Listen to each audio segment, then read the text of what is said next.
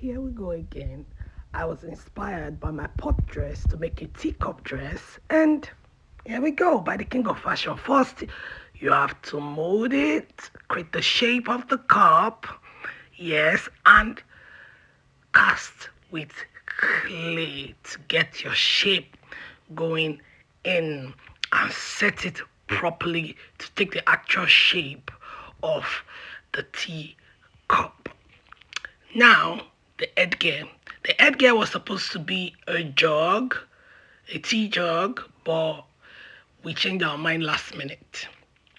And here it is, casting it, setting it in to take the actual shape after the clay, because you have to set it in. If you don't set it in, it's all gonna break apart. So you have to mold it properly and let it set in. There you go. You see the iron is out now. It's well molded. It's set in, waiting for the next stage, which is the buffing. You have to grind the buff it, sandpaper is smoothing it out so that it can take paint and it can be smooth. If not, you're wasting your time. Then you cast it again. Take the mold, and look at that. That's the teacup headgear. And painting. Sorry, I couldn't show you the painting process. Long story. And I know something was missing. I said, no. Then I thought of it. I wanted to add a motif on it. So I created the base for it, took the mold as well, painted it to gold, and added it on to the teacup dress again. And this time, it looked a bit better. Yes, it looked a bit better than what it looked like at first, but I still knew something was missing. It wasn't still giving me the vibe.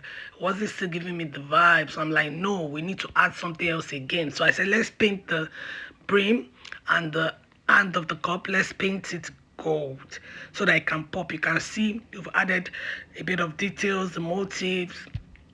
I've written King of Fashion on it, and it's still not giving me. I felt something was really missing out of the piece. I really wanted to add something to bring it out more.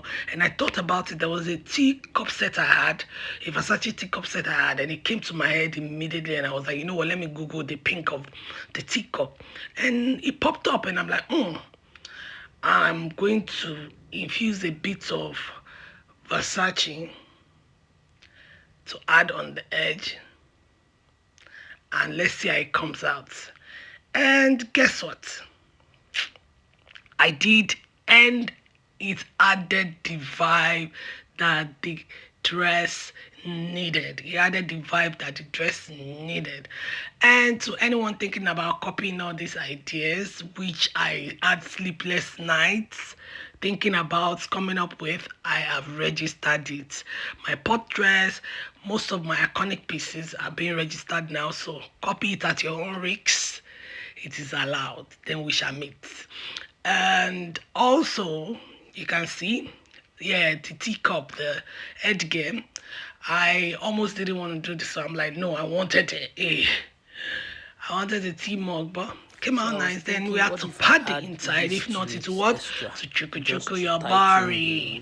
To trick your body. And you'll be very uncomfortable. And so you have to pad it to your shape, your body shape, your waistline, so that it can fit properly and stay.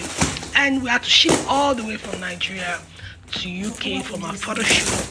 And guess what? It's not really heavy, it's okay. And the dress came out really nice at the end of the day. And I was like, you know what, there's a lot of drama going on with the cup dress already. How do I want to style this? And I just decided to go with all white, something that would just make the dress itself pop, and it be all about the dress. Here is the finished result.